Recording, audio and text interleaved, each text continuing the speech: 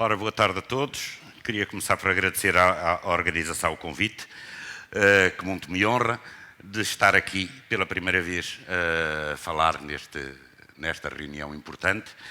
E aquilo que me pediram para fazer foi que, durante 30 minutos, falar para o público em geral, principalmente doentes, familiares de doentes, amigos de doentes, cuidadores de doentes, oncológicos, sobre as vantagens da utilização da cannabis na doença oncológica.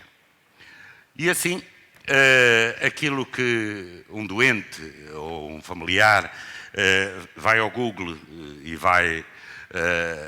constata nos mídias é que, ultimamente, a cannabis é um tema muito querido e aparece nas revistas mais importantes e também sempre, ou quase sempre, associado aos milhões, a investidores, a dinheiro e com pouco foco na saúde das pessoas. E então, o que é que as pessoas fazem? Vão também ao Google e procuram por cannabis.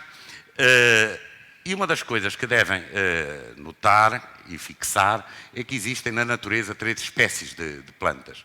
A sativa, a índica e a ruderalis. Esta ruderalis é mais conhecida em Portugal como cânhamo e que se distingue das outras porque não tem praticamente THC, que é um dos compostos mais importantes para a utilização da cannabis em oncologia. Não tendo THC, não é uma substância proibida e, portanto, o seu cultivo e a sua comercialização são livres desde sempre. Tem uma característica, todas as plantas cannabis têm um caule bastante fibroso e uma fibra de muito boa qualidade que dá para tecer, para fazer tecidos, para fazer papel, para fazer cordas, e já é cultivada em Portugal desde o século XIV, ou seja, já na Bataga de Alves Barrota se cultivava cannabis em Portugal, é claro, a cannabis ruderalis, o cânhamo, e que foi muito importante como matéria-prima para as velas e para o cordame das caravelas portuguesas. Há historiadores que dizem, inclusivamente, que talvez os descobrimentos portugueses não teriam sido possíveis se não fosse pela cannabis. Porque para suportar os calores, a água salgada, as intempéries que as caravelas tiveram que passar até à Índia, de facto foi determinante que o material das velas e do cordame fosse feito com cannabis. Também nas nossas colónias, o Marquês de Pombal mandou criar feitorias de cultivo e de produção de cânhamo no Brasil e noutras colónias. Ora bem, no Google encontramos vários produtos à venda neste momento para compras online. Poucos deles são honestos e dizem que são baseados no cânhamo. Os outros dizem apenas cannabis e, como os doentes ouviram falar de que a cannabis é importante, vão atrás destes anúncios e da facilidade de compra destas coisas online, embora por preços elevados, e compram estas coisas. Uma coisa que é importante se verificar e que as autoridades deviam estar mais atentas é que alguns usam a palavra medicar. E essa palavra medicar ou medicamento é uma palavra séria que tem uma utilização seriamente regulada. Por exemplo, a famosa pasta medicinal Couto teve que mudar o seu nome para pasta dentífrica Couto, como sabem, precisamente porque não se pode usar a palavra medicinal de ânimo leve. E, no entanto, hoje em dia no Google estão, de facto, empresas a dizer que vendem produtos medicinais para medicar as pessoas, o que não devia ser permitido. Ora bem, portanto, o primeiro alerta para doentes, para familiares, para cuidadores, é que o cânhamo, esta cannabis ruderalis, não tem qualquer interesse no apoio aos doentes oncológicos, portanto, todos aqueles produtos que viram, não é isso que nos interessa. Ora bem, saindo de Portugal e indo para a Europa, a meca da cannabis, toda a gente sabe que é Amsterdão, desde a nossa adolescência, que ou já lá fomos, ou sonhamos em ir, e de facto o que encontramos em Amsterdão são lojas deste tipo, seed banks, onde grandes empresas fizeram, por engenharia genética, plantas diferentes. Plantas que maximizaram os teores de THC, que é o composto mais psicoativo, e é isso que as pessoas que vão a Amsterdão para consumir cannabis pretendem passar uns bons momentos e um efeito psicoativo forte. E assim há uma enorme variedade de plantas de engenharia genética com nomes muito criativos, há dezenas delas, e sentiu-se a necessidade de regular e inventaram rótulos, agora há pouco tempo, que mostram a proporção entre o THC e o CBD. O cânhamo será este, que não é aquilo que se vende em Amsterdão de forma nenhuma, é aquilo que se vende online e nas lojas do Celeiro e de outras em Portugal. Esta seria talvez aquela que se fumava em Woodstock nos anos 70, aquela que nós temos talvez interesse em oncologia será esta, as outras de facto têm interesse apenas para uso recreativo. Ora bem, e esta coisa da engenharia genética, o que é que faz? Vamos concretizar com uma coisa que toda a gente conhece. Isto são roseiras selvagens, que têm um perfume intenso e que um ramo destas rosas perfuma uma casa durante uma semana e mantém-se relativamente viçosas. Mas veem que são todas diferentes, que no mesmo pé cresce mais do que uma, que estão em fases diferentes de maturação. São selvagens. Vão a uma florista e pedem rosas e o que é que encontram? Encontram isto. Coisas que são tiradas a papel químico umas das outras, que são todas iguais, que metem-nas debaixo do nariz e elas não têm cheiro, que põem-nas numa jarra, ao fim de 2 dias já desfolharam, estão mortas.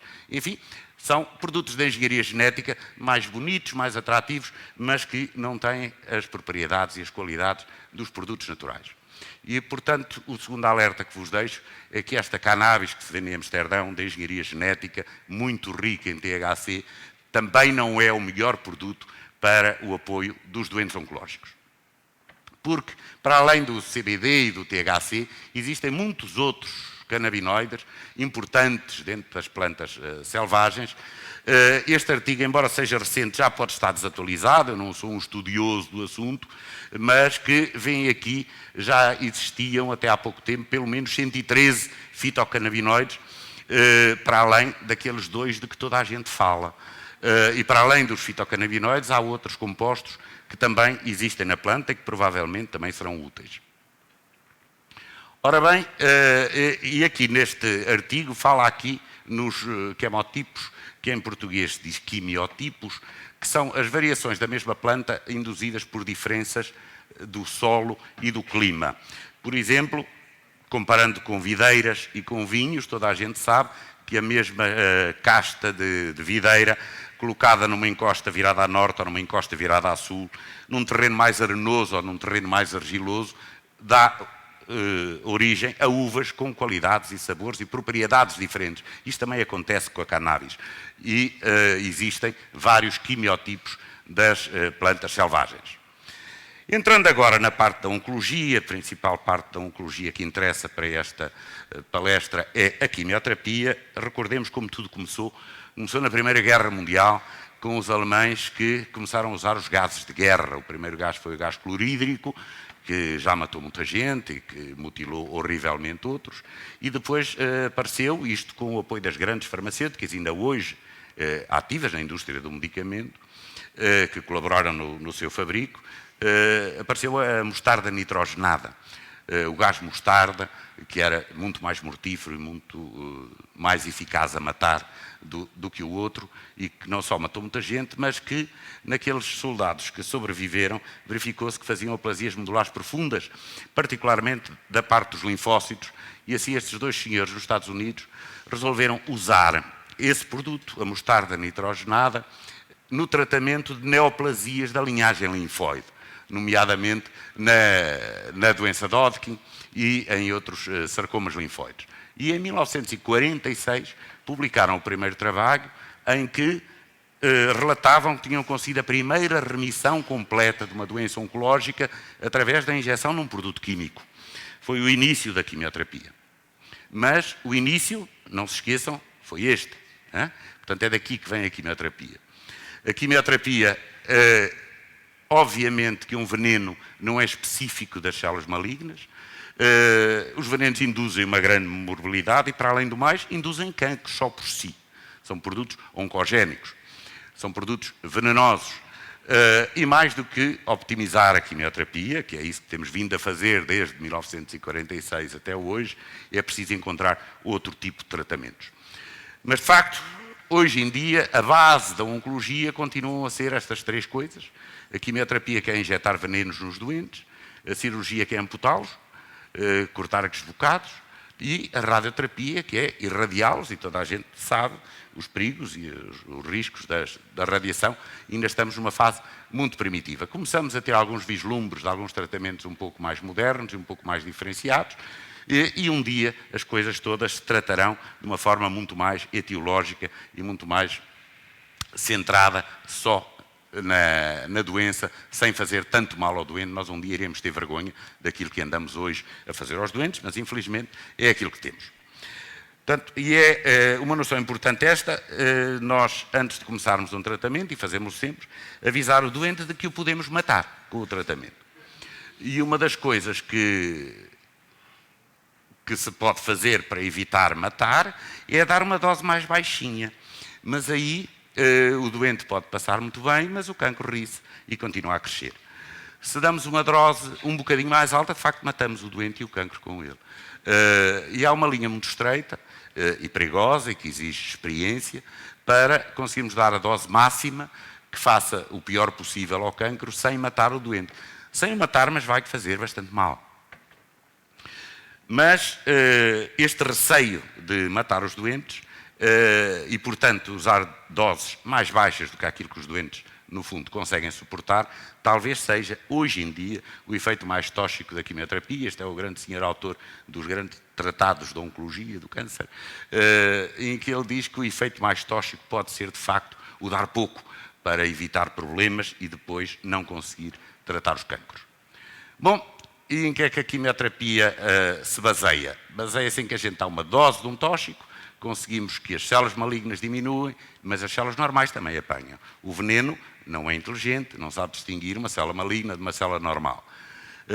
As células normais não apanham todas por igual, apanham mais aquelas que estão em multiplicação mais rápida. Por exemplo, os neurónios, que estão sossegados, ninguém está a ficar mais esperto dia para dia, não são afetados. Mas as células que se multiplicam muito rapidamente, como as células do sangue principalmente, e as células epiteliais, são aquelas que mais sofrem. E, portanto, só que como são células normais, por exemplo, alguém que vai dar sangue e que perde um bocado de sangue, muito rapidamente o organismo responde e sobe. E as células normais sobem. Quando estão outra vez cá em cima, está na altura de fazer o ciclo seguinte. É por isso que a quimioterapia é feita em ciclos, é preciso dar tempo a que as células normais recuperem. E quando tudo corre bem, as células normais andam assim em dente de serra, e as células malignas, que são células doentes, são células que não comunicam entre si, que não sabem que uma parte de si morreu, que é a nossa vantagem, vão descendo em degraus de escada. Nas situações ideais, como os coriocarcinomas, nas doenças de Hodgkin, nos seminomas, nós conseguimos só com quimioterapia levar isto praticamente até ao zero. Nunca é exatamente zero, é assintoticamente para o zero, mas pronto, depois o sistema imunológico acaba por fazer o resto. Isto é a situação ideal, nem sempre isto acontece, obviamente. Ora bem, e quando estas células normais vêm abaixo, o que é que temos? Temos os sinais dessas toxicidades. As células renais são agredidas, temos a toxicidade renal, o fígado, os epitélios, particularmente as mucosas, e, o mais sério, a parte das células sanguíneas, glóbulos vermelhos, glóbulos brancos, plaquetas. E o que é que o doente sente subjetivamente? Sente o mesmo que sente com qualquer veneno. Seja álcool a mais, seja uma comida estragada, uma intoxicação alimentar, as pessoas sentem sempre a mesma coisa. Quando estão envenenadas, sentem-se enjoadas, têm vontade de vomitar, querem pensar em tudo menos em comida. Só que esta náusea, em muitos doentes, é mantida 24 horas por dia, durante bastante tempo, o que leva a casos sérios de desnutrição. Outro problema que temos em oncologia é a dor.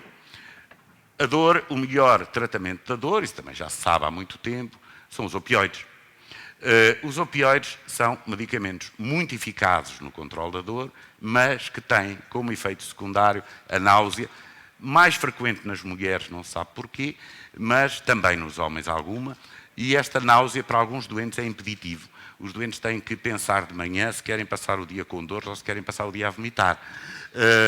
E isto leva também, associado à quimioterapia, potencia as grandes desnutrições. Ora, um organismo desnutrido não consegue depois fazer esta subida porque não tem energia para fazer esta subida. Não podendo fazer esta subida, nós não podemos fazer o ciclo seguinte. E não fazendo o ciclo seguinte, o cancro continua a crescer e entra-se aqui num ciclo vicioso em que não conseguimos tratar os doentes. E assim, o grande problema hoje em dia, que nos traz aqui a esta conferência, é que a quimioterapia e os opioides associados ou até separadamente levam a enormes desnutrições. Ora bem, fala-se muito na cannabis como controle da dor, da experiência que eu tenho, ela tem algum efeito, mas é um efeito marginal. A cannabis em monoterapia para controlar dor oncológica leva a uma ligeira diminuição. Isto na dor normal, standard, na dor oncológica. Por exemplo, nas dores fantasmas dos doentes amputados, a cannabis é altamente eficaz nessas situações. O grande fármaco das dores é a morfina e os derivados da morfina. Agora, quando associamos a cannabis aos opioides, aí sim temos um efeito sinérgico marcado e nítido e os doentes ficam muito bem com esta associação de opioides e cannabis, porque potencia o efeito analgésico por um lado e retira a náusea por outro. E assim, de um doente desnutrido, passamos a ter um doente cheio de fome, pronto para fazer quimioterapia e para aguentar doses altas de citostáticos. Atenção, esta transição é relativamente rápida.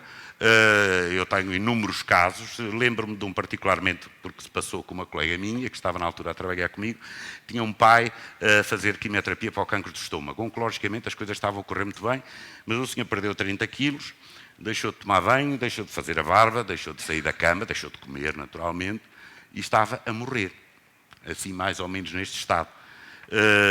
E então a filha, como médica, experimentou tudo o que havia na farmácia, para tentar tirar o pai daquele estado, até que se rendeu à evidência e resolveu dar-lhe ao pequeno almoço um bocadinho de manteiga aditivada, que já vamos mostrar como se faz daqui a pouco. E foi trabalhar para o hospital e por acaso estava ao meu lado. Quando o pai, por volta de meio-dia, que telefonou: filha, podes vir a casa. E ela, assustada, foi a casa. O senhor tinha saído da cama, tinha feito a barba, tinha vestido o seu fatinho de domingo, estava-lhe a apetecer leitão. Atenção que ele não soube que tomou aquilo, porque ela preparou-lhe o pequeno almoço, pôs numa torradinha aquela manteiga, levou o pai a um restaurante de leitão, Coimbra fica ali a poucos quilómetros da Bairrada, não é?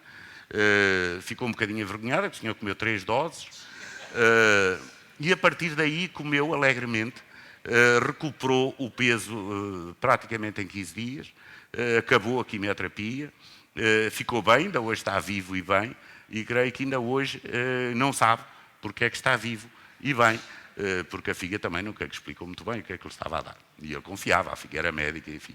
Estas situações acontecem com muita regularidade.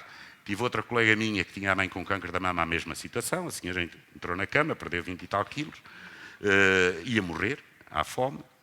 Oncologicamente as coisas estavam bem, em termos de câncer da mama, e ela experimentou fazer o mesmo truque da outra, dar-lhe uma torradinha ao pequeno almoço com aquela manteiga aditivada.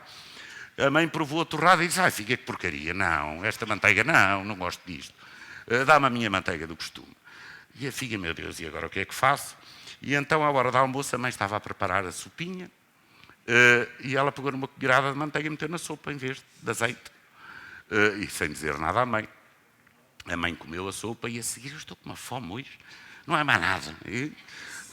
E começou a comer. E a senhora recuperou também o peso muito rapidamente, em 3 semanas recuperou o peso, foi comendo sempre bem. E então, que era essa minha colega, que era médica, que era o marido, que também era médico, mais ou menos por volta do meio-dia, eles moravam perto do hospital, combinava-se aquele que estivesse mais desafogado, dava um saltinho a casa para temperar a sopa da mãe. Houve um dia que se comunicaram mal, e um foi ao meio-dia e outro ao meio-dia e meia. E ela ligou-me às 4 da tarde a dizer: doutor Paulo, a minha mãe não para de se rir, o que é que eu faço? E eu disse: olha, não se preocupe, que a hora de jantar já vai estar bem. Já agora, guarde-me um bocadinho dessa sopa no taparoé que eu gostava de provar. Ou seja, o maior risco que pode acontecer, porque é uma preocupação do mundo dos doentes, não sei qual é a dose.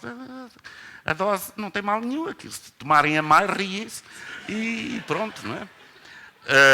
Bom, e então que fique claro que não é para comprar aquelas frasquinhos de gotas que mostramos aí online, para farmácias.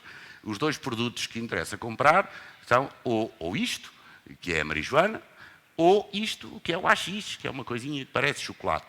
E isto não se vende em lojas oficiais, nem online. É de facto preciso procurar. Não deve ser muito complicado, porque todos os miúdos de liceu compram e consomem. Portanto, não deve ser muito difícil. E aquilo que eu aconselho aos doentes é saírem à noite. Irem a bares, a discotecas, enfim, num ambiente deste género, de certeza que alguma destas criaturas ou têm ou sabem de arranjar.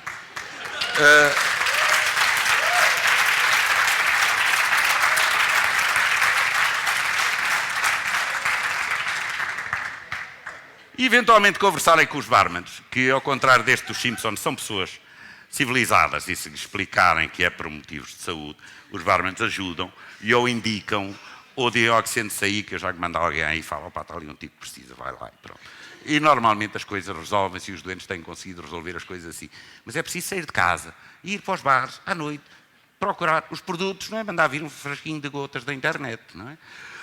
Bom, o que é que os doentes depois fazem? Quando compram erva, primeiro moem-nas, não é? no Grindr, e depois nos robôs de cozinha, que é muito mais seguro do que numa panela ao lume, porque vamos usar álcool etílico e não queremos acidentes. Num robô de cozinha a 30 ou 40 graus, deixam durante algumas horas as ervas a infundir e depois obtêm assim uma pasta com mau aspecto, mas com muito bons efeitos. Atenção que esta pasta tem muita clorofila e não é para fumar, nem é para vaporizar, mas que misturada na comida, e basta uma pequena quantidade, funciona muito bem. Ou então compram o AX. Para comprar o AX, como é que fazem? Cortam um pouco de AX para dentro de uma colher, uns pedaços, e acrescentam um bocadinho de água e aquecem. Isto é como o chocolate, quando aquecido aquilo derrete, fica uma pasta castanha, e a seguir uma manteigueira que já foi ao micro-ondas para ter a manteiga mole, mistura-se, volta para o frigorífico e ficam aqui com uma manteiga ótima para pôr em algumas tostas ou misturar na sopa, como fazia a outra. E de facto com isto conseguem-se que doentes suportem a quimioterapia de uma maneira que não conseguiriam sem este tipo de... Bom, este ficou um bocadinho desformatado. Portanto, esta manteiga aditivada pode ser comida direta em tostas, na sopa em vez de azeite, fazer butter cookies, enfim, de várias maneiras. Ora bem, a tal questão da dose que muito preocupa os doentes. Eu depois não sei que dose hei de dar. Pronto, é muito simples. Se continuarem nauseados é porque estão a tomar pouco. Se começarem a rir feitos parvos é que não precisam, não tem mal nenhum, mas não precisam. Se excederem nitidamente esta dose, volta à náusea, não é? Mas aí já há uma náusea tóxica. Mas encontrar esta dose, que é a margem terapêutica é grande, não é complicado. E não é possível a gente dizer exatamente quantos gramas são necessários para estar nesta dose, porque o AX que se compra no mercado negro, pela própria natureza do mercado negro, não está doseado. Portanto, não sabemos a qualidade daquilo que estamos a comprar, e há um dia que se compra um AX muito bom, muito rico, e há outro que se compra outro mais fraquito, e portanto a quantidade de AX na manteiga e a quantidade de manteiga depois a consumir vai variar, e tem que ser sempre por tentativa e erro, mas com uma grande segurança, porque não há aqui problemas nenhuns de mortalidade nestas faixas, não é? E pronto, era isto que tinha para vos dizer.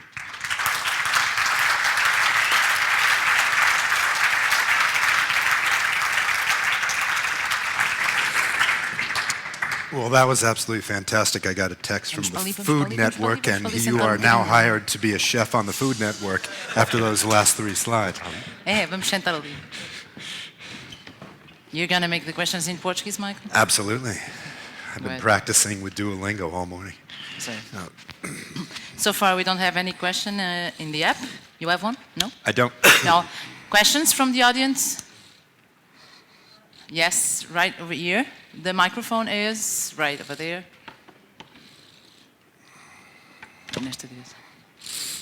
Muito obrigada pela sua simplicidade, pela sua direção e descomplicação. Queria saber se tem experiência de uso de cannabis com a imunoterapia, que assim, dos últimos tratamentos que se estão a testar ainda, se há experiência, se há interações, que tipo de sucesso teve até agora. Obrigada. Ora bem, nós sabemos que há, e amanhã no workshop, que será mais técnico, não é? Irei falar um pouco mais sobre isso. Sabemos que há interações, de facto, de alguns canabinoides com o sistema imunitário e algumas interações interessantes e potencialmente benéficas para os doentes. Temos doentes em imunoterapia, mas que inconvenientes tenho a certeza que não há. Ou seja, se o doente se sente bem, consumindo a cannabis, com isso consegue manter uma alimentação normal, consegue manter o peso, se consegue manter bem disposto, sem passar 24 horas enjoado, nada contra. Interferir no mau sentido, de certeza que não. Muito obrigada. Mais questões? Mais uma questão na mesma... Onde é que está o microfone? Está ali.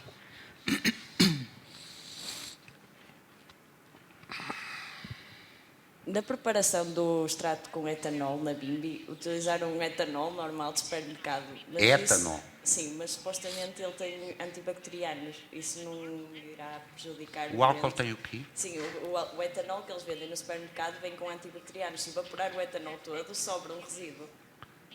É? Pois. E se isso não teria efeito depois no doente também, de alguma forma? Olha. Por isso é que eles...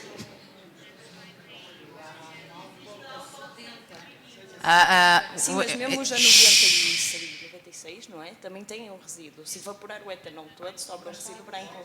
Não? Vamos pedir um favor, é que o vosso diálogo não é audível a todos os presentes. Quem estiver com o microfone é fácil, senão vai ser complicado acompanhar.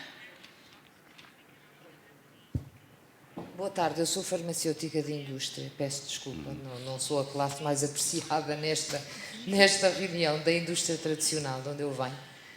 E o álcool etílico a 96 graus ou 96% em volume, como queiram chamar-lhe, não tenho qualquer conhecimento que tenha aditivos antimicrobianos de qualquer espécie.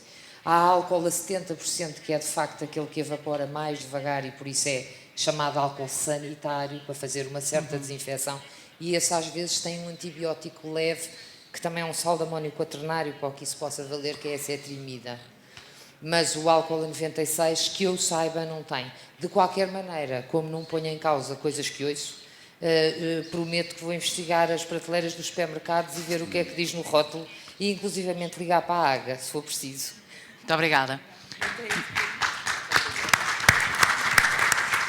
Mais questões? Se houver, pedi ao favor de levantar o braço. Sim, aqui. Peço desculpa. Olá, boa tarde. Gostava de saber há quanto tempo é que trabalha com estas manteigas aditivadas e também saber se, para além do excesso de náuseas como efeito adverso ou excesso de riso, se obteve mais algum tipo de... Se os doentes têm mais alguma outra manifestação como consequência do excesso de CBD ou THC. Não. Efeitos secundários do consumo de cannabis nunca tive. Também devo dizer que tive doentes que consumiram durante bastante tempo, tipo um ano e meio, e que quando acabaram o tratamento, naturalmente deixaram de consumir. Nunca tive nenhum doente que ficasse viciado em cannabis, nunca vi nenhum efeito secundário notório ou que alguém se queixasse de alguma coisa. notória. Eventualmente, quando os dentes cedem um bocadinho a dose, que estão habituados por comprar um produto mais rico, por exemplo, aquilo que acontece é ficarem-se a rir durante um bocado, mas ao fim de 2 horas, como toda a gente sabe, passa. E passa sem ressaca, o que é ótimo, não é? Tenho mais uma questão. Na sua experiência, em alguma situação, viu que o uso da cannabis medicinal interferiu na dose terapêutica de quimioterapia ou de radioterapia, ou na sua diminuição, comparativamente a doentes que não faziam esse tipo de THC? Na sua diminuição, não, no seu aumento. Eu já tive doentes que começaram a emagrecer, isso acontece. E usamos hoje em dia, por exemplo, um tratamento muito bom, que é a trabectadina, que é altamente eficaz em sarcomas refratários e que dá uma anorexia profunda.